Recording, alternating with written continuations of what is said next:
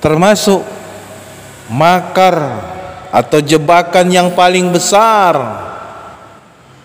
yang dilakukan oleh iblis dan bala tentaranya kepada Bani Adam adalah kesyirikan, dan agar anak Adam membuka aurat mereka.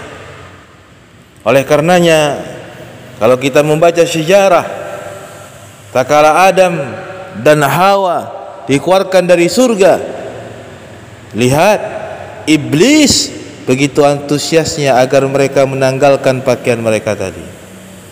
Allah berfirman, pawaswas lahuma syaitana liyabdiya lahuma ma wuri'a anhuma min sawa'atihima. Allah Subhanahu wa taala berfirman, kemudian syaitan membisikkan pikiran jahat kepada Adam dan Hawa agar mereka menanggalkan pakaian mereka yang selama mereka tutupi ini tadi. Jadi jelas ya ikhwan, makar syaitan yang terbesar agar kita berbuat kesyirikan dan membuka aurat kita tadi.